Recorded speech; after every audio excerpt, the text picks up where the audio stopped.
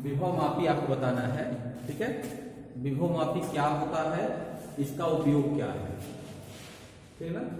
मैं बताऊंगा, बिल्कुल ध्यान से आप समझेंगे तो सारी चीजें क्लियर हो जाएंगी आपको।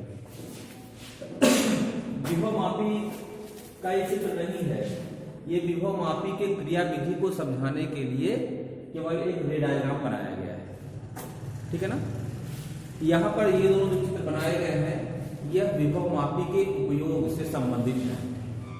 विभव मापी की सहायता से हम दो सेलों के विद्युत वाहक बलों की तुलना कर सकते हैं।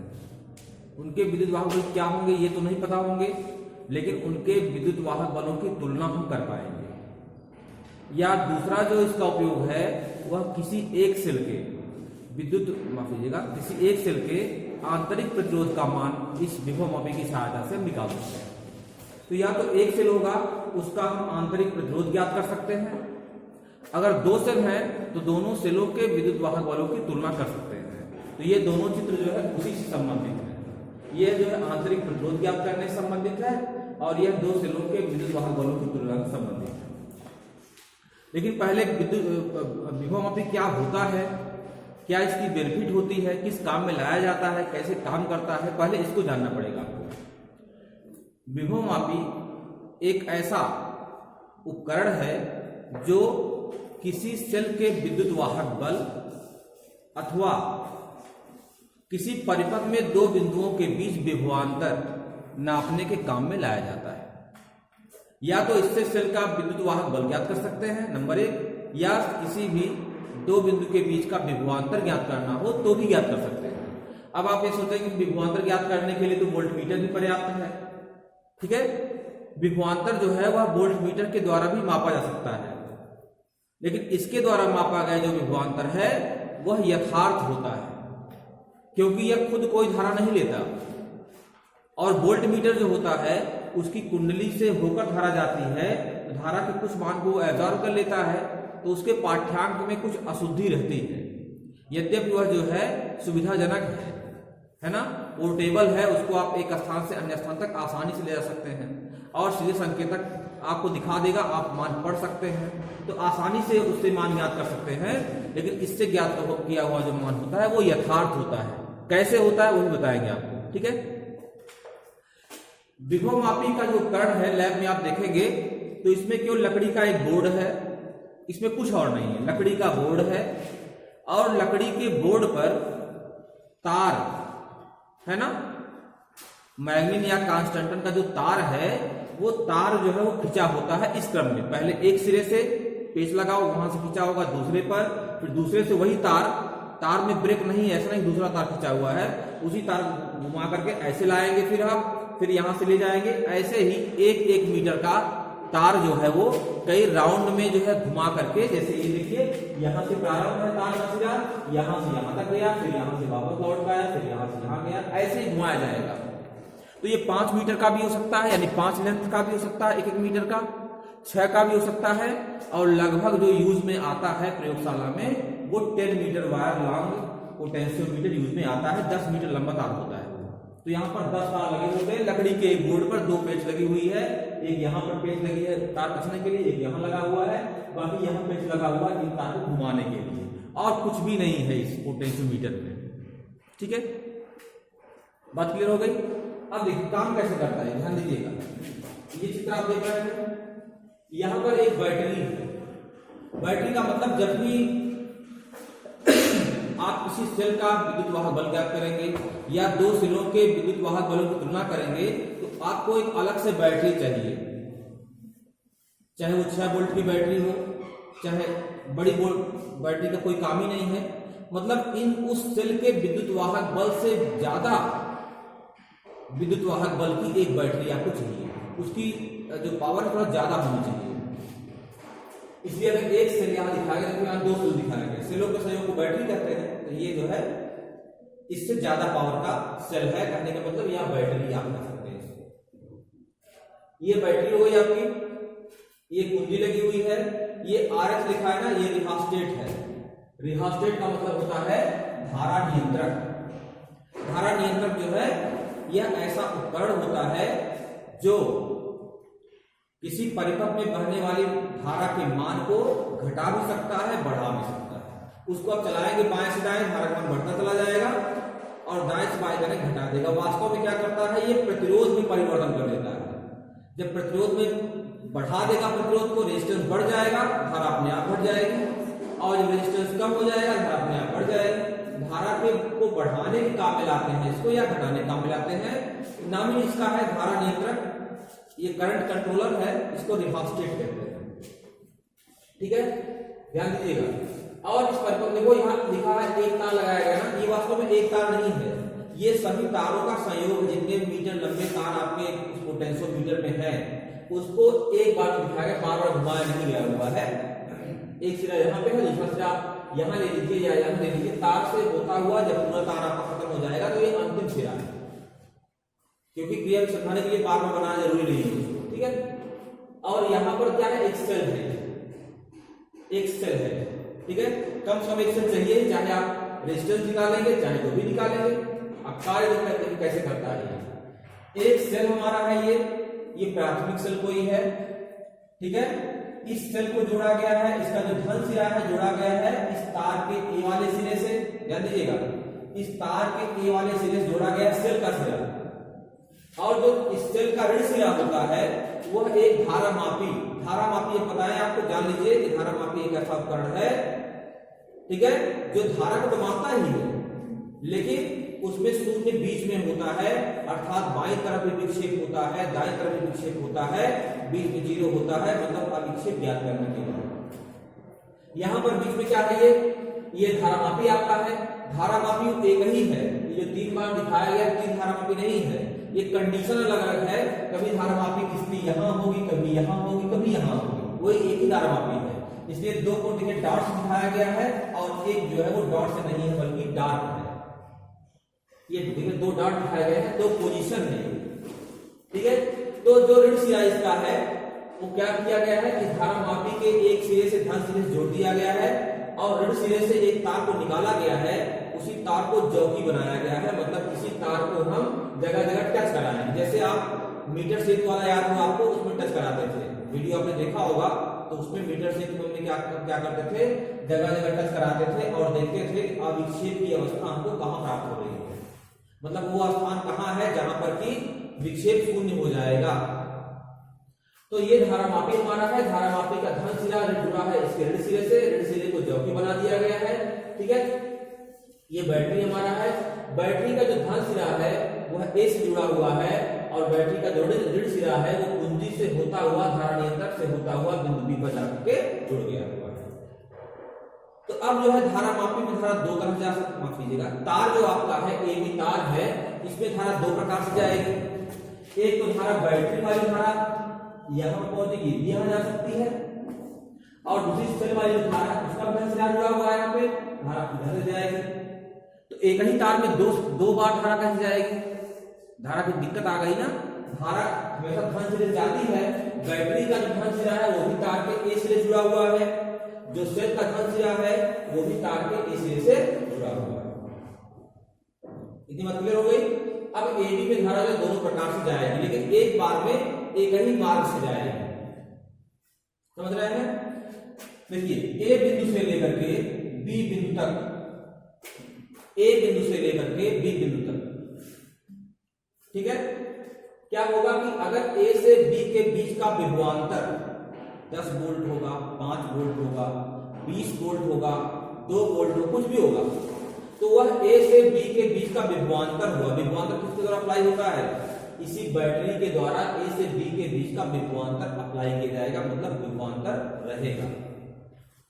अब किसी भी सेल से किसी चालक के 2 सिरों को जोड़ देते हैं, तो सेल क्या काम करता है, सेल क्या करता है, विभवांतर प्रोवाइड करता है, वोल्टेज प्रोवाइड करता है। तो विभवांतर रहेगा, धारा अपने आप रहेगी, क्योंकि विभवांतर धारा का अनुपाती होता है उनके नियम से। तो ये जो सेल होता है वो धारा नहीं प्रोवाइड करता, वो विभवांतर देता है। विभवांतर देगा, धारा अपने आप रहेगी। पानी ऊपर से गिरा दोगे ऊंचे तल पे तो धारा अपने आप जाएगा, आपको कुछ करना थोड़ी है, उसको धकेलना थोड़ी है, अपने आप वो जुड़ जाएगा। तो विभवांतर देता है, क्या देता, कौन देता है, ये बैटरी देता है या सेल देता है। ठीक है, तो ए से बी के बीच का जो विभवांतर है जो भी विभवांतर रहेगा वो विभवांतर क्रमशः गिरेगा। जैसे यहां और यहां के बीच का विभवांतर 10 वोल्ट का है। मान लीजिए विभवांतर विभव यहां पर 20 है और यहां का विभव जो है 10 है। यहां का विभव 20 वोल्ट है, यहां का 10 वोल्ट है, तो ए और बी के बीच का जो विभवांतर हुआ वो 10 वोल्ट का हुआ। तो 10 वोल्ट इकट्ठे नहीं गिर जाएंगे। यहाँ 20 वोल्ट है और यहाँ 10 वोल्ट है, तो यहाँ 20 होगा, यहाँ 19 होगा, 18 होगा, 17 होगा, 16 होगा, 15 होते होते तब यहाँ 10 आएगा, क्रमशः गिरेगा। तो पूरा जो तार हमारा है 10 मीटर लंबा तार है, तो 10 मीटर विभवांतर गिरते गिरते थोड़ा थोड़ा गिरते गिरते तब जाकर लास्ट में यहाँ पर विभवांतर गिरेगा। समझ रहे बात को? इतना क्लियर हो रहा है कि विभवांतर क्रमशः गिरेगा। तो प्रति एकांक लंबाई पर, ठीक है, विभव में जो पतन होता है, विभव जितना गिरता है 1 सेंटीमीटर लंबाई पर, उसको हम कहते हैं विभव प्रवणता। नोट कर सकते हैं इसको। प्रति एकांक लंबाई पर, प्रति एकांक लंबाई पर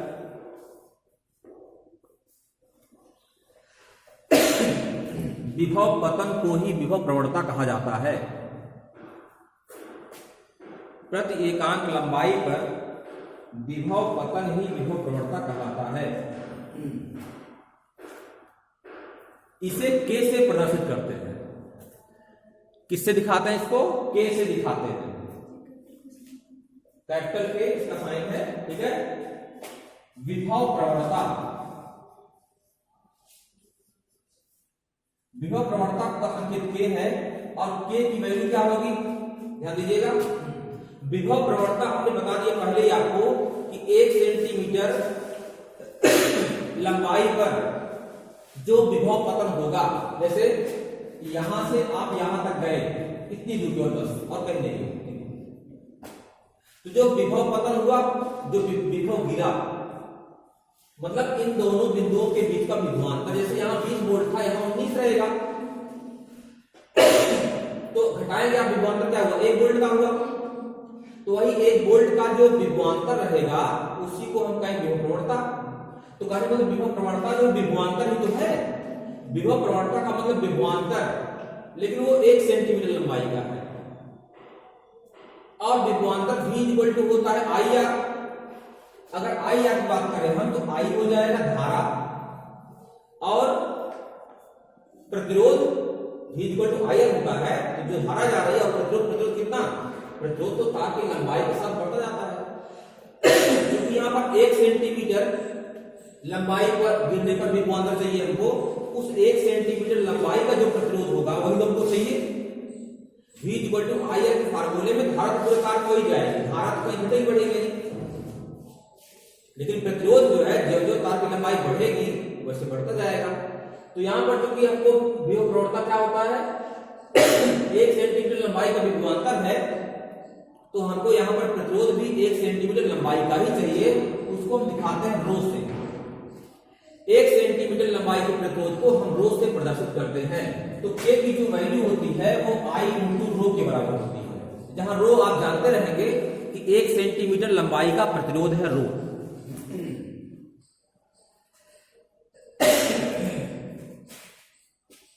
अगर 1 सेंटीमीटर, ध्यान दीजिएगा सर, अगर 1 सेंटीमीटर लंबाई का प्रतिरोध रो है और 1 सेंटीमीटर लंबाई में जो विभवांतर है जिसको हम विभव प्रवणता नाम देते हैं वो के है, तो L सेंटीमीटर तार की लंबाई अगर है, तार की लंबाई कितनी है? L centimetre. तो L सेंटीमीटर लंबाई के तार के सिरों का विभवांतर, विभवांतर क्या हो जाएगा? V K × L। ध्यान दो, यहां जैसे यहां पर 20 वोल्ट था, यहां 19 हो गया, यहां 18 हो गया, यहां 17 हो गया। तो अगर 1 सेंटीमीटर लंबाई पर विभवांतर 1 वोल्ट गिर रहा है तो 5 सेंटीमीटर 5 वोल्ट गिरेगा, 10 पर 10 वोल्ट गिरेगा। तो 1 सेंटीमीटर जो पर विभव पतन है वो के है, उसी में लंबाई L से गुणा कर देंगे तो L सेंटीमीटर लंबाई पर जो विभव पतन होगा वो प्राप्त हो जाएगा। इसको ध्यान दीजिएगा। V KL, V KL यह विभवांतर है, ठीक है ना, दोनों सिरों के बीच का। 1 मिनट,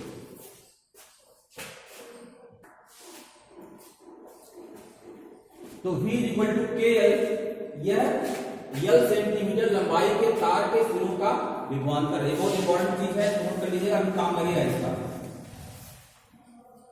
L सेंटीमीटर लंबाई के तार के सिरों के बीच का विभवांतर है, जहां के जो है वह विभव प्रवणता है। अब यहां ध्यान दीजिए, जब यहां पर हम सेल को के धन सिरों को ए से जोड़ते हैं, बैटरी का जो धन सिरा है वो भी एक जुड़ा हुआ है, सेल का जो ऋण सिरा है वह धारा मापी से जुड़ते हुए उसका जो अगला सिरा है वो इस तार पर स्पर्श कराना है। तो जब हम तार पर यहां स्पर्श कराते हैं तो धारा तो तार में जाएगी, अब किधर से जाएगी वो देखना है। तो अगर हमने इस सेल के ऋण सिरे से निकला हुआ जो सेल का सिरा है इस धारा मापी से होते हुए चौकी जो बनी है तार खुला तार रही, उसको स्पर्श करा दिया, तो दो बिंदु अगर ए और J1, याद दीजिएगा, यदि ए और J1 के बीच का विभवांतर, ए और J1 के बीच का विभवांतर अगर इस सेल के विद्युत वाहक बल से कम होगा, मतलब ये जो विभवांतर है वो किसके द्वारा दिया जा रहा है, बैटरी के द्वारा, और ये हमारा सेल है, तो सेल चाहता है कि धारा यहां से यहां होते हुए बहे और बैटरी चाहे कि धारा यहां से यहां होते हुए बहे, लेकिन बैटरी का जो विभवांतर है वो यहां से लेकर यहां तक पूरा है। जब आप यहां स्पर्श कराएंगे तो विभवांतर बढ़ जाएगा। तो अगर ए और J1 के बीच का जो विभवांतर है वह सेल के विद्युत वाहक बल से कम है, विभवांतर अगर कम है तब क्या होगा, तब यहां से होती हुई धारा पहले सेल में आएगी फिर J1 में जाएगी। समझ रहे बात को? तो AEJ1 मार्ग का अनुसरण होगा, AEJ1 इस मार्ग।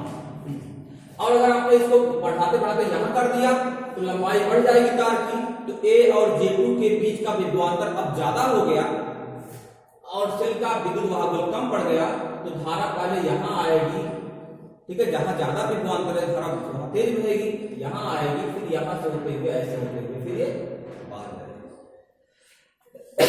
तो किस मार्ग से, AJ2E। तो क्या होता है कि जब हम जॉकी को जगह जगह यहां स्पर्श कराते हैं तो प्रारंभिक बिंदुओं पर जो धारा होती है वह AEJ1 मार्ग का अनुसरण करती है और धारा मापी में जो संकेतक होता है वह एक तरफ घूम जाता है, लेफ्ट घूमेगा या राइट घूमेगा, कम है तो लेफ्ट घूमेगा, इधर घूमेगा, ठीक है। उसके बाद जब हम इसको बढ़ाते जाते हैं तो ये विक्षेप थोड़ा सा कम होता जाता है और यहाँ पर जो है जब इधर लाग कर देंगे, हम इस साइड कर देंगे तो धारा हमारी जो है AJ2E मार्ग से बहेगी, तो जो संकेतक हमारा है वो राइट घूम जाएगा, ठीक है। तो इधर आप करेंगे संकेतक हमारा लेफ्ट घूमेगा और इधर करेंगे तो राइट घूमेगा, तो बीच में एक ऐसा बिंदु हमको प्राप्त होगा जहां पर ये संकेतक का जो विक्षेप है वो शून्य होगा, वह बिंदु हमको प्राप्त कर लेना है, ठीक है ना, वह बिंदु हमको प्राप्त कर लेना है। तो यहां पर जो है जगह जगह स्पर्श कराते हुए हमको वह बिंदु प्राप्त करना है जहां पर विक्षेप शून्य हो। जब विक्षेप शून्य हो गया इसका सीधा असर हो गया कि A और J बिंदु पर विक्षेप शून्य है, तो A और J के बीच का विभवांतर इस सेल के विद्युत वाहक बल के बराबर हो जाएगा। तो अगर इस सेल का विद्युत वाहक बल पूछा जाए तो बता देंगे कि यहां से विभवांतर होगा, विभवांतर का मतलब कि यहां से हम लंबाई पढ़ लेंगे और ये के जो होता है फिक्स रहता है, तार फिक्स है, के का मान फिक्स होगा, तो केवल यल प्राप्त कर लेंगे हम, उसी यल में के से गुणा कर देंगे तो विभवांतर आ जाएगा और अविक्षेप की अवस्था में जो विभवांतर होता है वो विद्युत वाहक बल के बराबर होता है। सिंपल सी बात है, हमको विद्युत वाहक बल पता हो जाएगा, ठीक है। ये क्लियर हो गया कि कोई दिक्कत नहीं, ये विभवमापी का सिद्धांत है, ठीक है। अविक्षेप की अवस्था हम विभवमापी प्राप्त करते हैं, जब तक ये अविक्षेप नहीं प्राप्त करेंगे तब तक ये विभवमापी आपका कार्य नहीं करेगा, ठीक है। विभवमापी के पहले उपयोग जान लीजिए, फिर इसकी श्रेष्ठता बताते हैं क्या है। यहां ध्यान दीजिएगा, विभवमापी का पहला उपयोग है दो सेल हमारे पास हैं, ध्यान दीजिएगा पहले इस पर, दो सेल हमारे पास हैं E1 और E2, इन सेलों के विद्युत वाहक बलों की तुलना करनी है हमको। परिपथ देखिए सिंपल सा परिपथ है, एक यह आपका विभवमापी है, इसमें कुछ बताना आपको नहीं है, ये विभवमापी है, इसका एक सिरा A है, दूसरा सिरा B, केवल तार कसा हुआ है बोर्ड बस। ये आपका पैमाना है पढ़ने के लिए। ए सिरे से दोनों जो आपके सेल हैं, उन जितने भी सेल रहेंगे उन सेलों के जो धन सिरे होंगे वह ए से जुड़े होंगे, और इसी ए से ही, क्योंकि धारा उसी के थ्रू जानी है, ए से ही दोनों सेलों के धन सिरे जुड़े होंगे, और उसी सेल ए से ही बैटरी जो हमारी है उसका धन सिरा जुड़ा होगा। बैटरी का जो ऋण सिरा हमारा है वो कुंजी और किसके माध्यम से, कुंजी और रिहास्टेट धारा नियंत्रक के माध्यम से होता हुआ आकर के बिंदु बी पर जुड़ जाता है। यहां से दोनों जो आपके हैं, दोनों के जो ऋण सिरे हैं, इनसे होती हुई यह K2 क्या है, K2 जो है ये द्विमार्गी कुंजी है, द्विमार्गी कुंजी, मतलब दो कुंजियां हैं, रास्ता एक ही है, इसको कहते हैं द्विमार्गी कुंजी। चाहे तो आप धारा इधर से लेना चाहे इधर से ले लीजिए, ऊपर चाहे ऊपर से ले लीजिए, दोनों आपका विकल्प होता है, एक ही कुंजी में दोनों काम चल जाते हैं। यह एक द्विमार्गी कुंजी है, और इस कुंजी से होता हुआ एक सिरा आकर के धारा मापी जुड़ता है। धारा मापी का जो दूसरा सिरा होता है वो जॉकी से आप इसको स्पर्श कराते हैं, तार का पूरा सिरा होता है। पहली पोजीशन में चित्र समझ गए होंगे, पहली पोजीशन में क्या होता है कि इस K2 में जो पहली कुंजी है इसको बंद कर देते हैं, मतलब बंद करने मतलब लगा देते हैं, धारा बहेगी, ऐसे लगा देंगे यहाँ पे, इसको निकाल लेंगे, तो इसको निकाल लेंगे, धारा इधर से नहीं आएगी, उससे E2 हमारा नहीं काम कर रहा है, जिससे निकाल लेंगे वो सेल नहीं काम करेगा। यहाँ कुंजी लगी हुई है, तो सेल जो E1 वाला है, यह इसका परिपथ पूरा हो रहा है, ये काम कर रहा है। तो जब सेल हमारा काम कर रहा है, ठीक है, पहला E1 वाला सेल, और हमने देख लिया इसको हम जगह जगह यहाँ पर दूसरे तार पर तीसरे तार पर स्पर्श कराएंगे, पूरे 10 तार आपके 10 मीटर लंबे तार हैं, सब पर स्पर्श कराएंगे आप। स्पर्श का तरीका क्या है, दूसरे तार पर टच कराइए, बाईं तरफ घूम रहा है, चौथे पर कराइए, बाईं ओर घूम रहा है, 8वें पर कराइए, दाईं ओर घूम रहा है, मतलब चौथे 8वें के बीच में है, 7वें पर कराइए, 6वें पर कराइए, ऐसे सर्च करेंगे, प्राप्त हो जाएगा आपको। उसके बाद क्या करना है, जब आप स्पर्श कराते हुए वो बिंदु प्राप्त कर लेंगे कि किस बिंदु पर अविक्षेप हो रहा है, ये जो हमारा धारा मापी है किस बिंदु पर अविक्षेप की अवस्था आ रही है, तब क्या होगा उस बिंदु को नोट कर लीजिए। मान लीजिए चौथे तार पर है तो 4 मीटर लंबा हो गया, उसके बाद 5वें तार पर कितना है यहां से पढ़ लीजिए, 30 सेंटीमीटर पर है, 32 पर है, 34 पर है, तो 432 सेंटीमीटर हो गया। ऐसे काउंट कर लेंगे आप कितना लंबाई पर जो है अविक्षेप हमको प्राप्त हो रहा है। वो अविक्षेप प्राप्त कर लेंगे, माना यल लंबाई पर अविक्षेप अवस्था है, तो यल लंबाई का जो विभवांतर आपका हुआ, विभवांतर, ठीक है, वही तो आपका विद्युत वाहक बल होगा। यल लंबाई का जो विभवांतर है V = KL फार्मूला होता है, और विभवांतर जो होता है अविक्षेप की अवस्था में वही सेल का विद्युत वाहक बल होता है। तो क्या हो जाएगा, विद्युत वाहक बल E बराबर हो जाएगा KL, पहला सेल आपका है तो E1 हो जाएगा, और लंबाई पहली अवस्था में L1 प्राप्त होने, मान लीजिए L1 हो जाएगा, K तो कांस्टेंट रहेगा, तार वही है तो K कांस्टेंट रहेगा, तो E1 बराबर KL1, कुछ नहीं करना, K कांस्टेंट है आपका। लंबाई प्राप्त किया आपने, लंबाई L1 मिल गई आपको। V = KL होता है, अविक्षेप अवस्था में यही विभवांतर विद्युत वाहक बल का इक्विवेलेंट होता है, तो E = KL हो गया, E1 = KL1।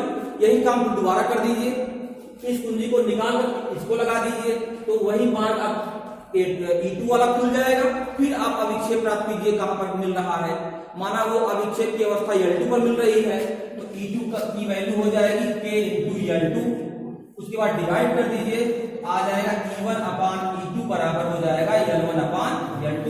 बहुत आसानी से जो है आप दो सेलों के विद्युत वाहक बलों की तुलना कर सकते हैं।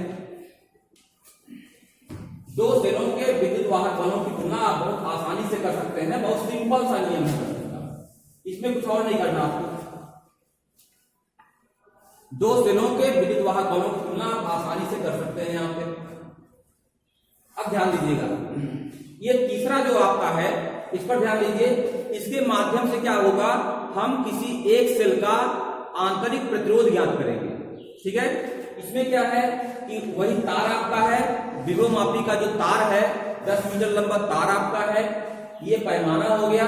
इस ए सिरे से ध्यान दीजिएगा, ए सिरे से क्या है, एक सेल जिसका आंतरिक प्रतिरोध हमको ज्ञात करना है। लिक्लांसे सेल है तो लिक्लांसे सेल, इसका आंतरिक प्रतिरोध ज्ञात करना है तो धन सिरे को हम जोड़ लेंगे ला करके यहां से।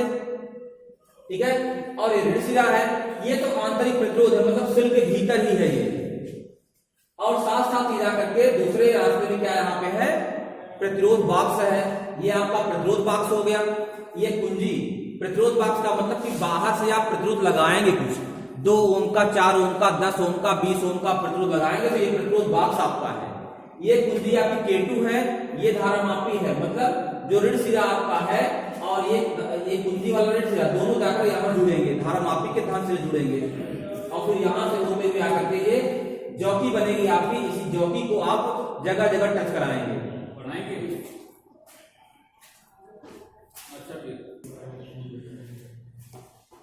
तो यहां पर जो है E1 अपान E2 माने, अच्छा यहां आपको बताया, ध्यान दीजिएगा। आंतरिक प्रतिरोध के लिए ये प्रतिरोध बॉक्स है, यहां से हम जो प्रतिरोध निकालेंगे कैपिटल R वो ज्ञात प्रतिरोध रहेगा। ये कुंजी है और ये आपका धारामापी है। पूरी क्रियाविधि वैसे ही है, देखिए बैटरी यहाँ जुड़ी हुई है ए सिरे से और धारा नियंत्रक कुंजी जो है यहाँ जुड़ा हुआ है बिंदु B से। इसकी क्रियाविधि क्या है, ध्यान दीजिएगा। पहली अवस्था में क्या करेंगे हम, पहली अवस्था में हम ये प्रतिरोध, ये कुंजी हमारी कुंजी देख रहे हैं ना, इस कुंजी को हम मतलब निकाल लेंगे, कुंजी निकाल लेंगे, मतलब धारा नहीं बहेगी। धारा नहीं बहेगी, समझिए कि प्रतिरोध इस परिपथ में नहीं लगा हुआ है, प्रतिरोध इस परिपथ में नहीं लगा हुआ है, केवल सेल लगा हुआ, बस केवल सेल लगा हुआ है, बाहरी प्रतिरोध हमने नहीं लगाया है कुछ। जब बाहरी प्रतिरोध आप नहीं लगाएंगे, जब बाहरी प्रतिरोध नहीं लगाएंगे तब उस अवस्था में क्या होगा कि सेल से धारा जो है हमारी बहेगी इसमें, और ये बैटरी की धारा भी आएगी। दोनों धाराएं उसी नियम से, किस नियम से, जिस नियम से यहां पर बह रही थी, बहेगी। और इसको हम जगह जगह स्पर्श करा करके क्या करेंगे, अविक्षेप की अवस्था फिर से प्राप्त करेंगे। जब अविक्षेप हमको मिल जाएगा, इसका मतलब उतनी लंबाई के तार का जो प्रतिरोध है वही इन दोनों बिंदुओं के बीच का विभवांतर, विभव परिवर्तन मल्टीप्लाई करने के बाद विभवांतर मिल जाएगा आपको। जैसे यहाँ पर बिंदु आपका J है तो A और J के बीच का जो विभवांतर हुआ वही सेल के विद्युत वाहक बल के बराबर हो जाएगा, जैसे यहां मिला हुआ था। क्योंकि परिपथ में और कोई प्रतिरोध ही नहीं है, खुला परिपथ है। खुला परिपथ किसको कहते हैं, जब परिपथ में कोई प्रतिरोध ना हो, कोई ना हम बल्ब जला रहे हैं, न धारा ले रहे हैं, कुछ भी नहीं कर रहे हैं, तो उस अवस्था में क्या है, ये खुला परिपथ हो गया। तो खुले परिपथ के लिए क्या हुआ, A और J के बीच का जो विभवांतर है वह विद्युत वाहक बल के बराबर हो जाएगा, अर्थात E हो जाएगा KL। E KL क्या, KL1 कर लीजिए, क्योंकि भी एक बार और करना है, तो E KL1 हो जाएगा। दूसरी बात में क्या करेंगे हम, ध्यान दीजिएगा, यहां पर K2 कुंजी लगा देंगे और इस प्रतिरोध बॉक्स में से कोई एक प्रतिरोध R ओम का निकाल भी लेंगे। जब प्रतिरोध निकाल लेंगे तो उस अवस्था में क्या हुआ, फिर हम इस अविक्षेप की अवस्था को सर्च करेंगे। जब अविक्षेप की अवस्था को हम सर्च करेंगे तब उस समय A और J के बीच का जो विभवांतर हुआ उसको हम विद्युत वाहक बल नहीं कहेंगे, तब उस समय क्या कहेंगे उसको, तब उस समय वो टर्मिनल विभवांतर V के बराबर होगा। अगर खुला परिपथ है, कोई प्रतिरोध नहीं है, तो विद्युत वाहक बल, और अगर परिपथ में प्रतिरोध लगा दिया आपने, इसका मतलब उस प्रतिरोध में खर्च हुई ऊर्जा मिल रही है, तो तब वह क्या कहलाता है, तब वह कहलाता है टर्मिनल विभवांतर। तब आपको V कहा जाएगा उसको, और V की वैल्यू हो जाएगी KL2, जहां पर L2 जो है वह दूसरी अवस्था में प्राप्त किए गए अविक्षेप की लंबाई है। तो E की वैल्यू KL1 पहली अवस्था में कोई बाहर से प्रतिरोध नहीं लगा हुआ था, दूसरी अवस्था में प्रतिरोध लगा हुआ है R ओम का, तो V की वैल्यू KL2 हो जाएगी। डिवाइड करेंगे आप तो E/V हो जाएगा L1/L2। E अपान V की वैल्यू क्या हो गई, L1 अपान L2। अब आपको एक सूत्र याद होगा, स्मॉल r और कैपिटल R में संबंध का फार्मूला।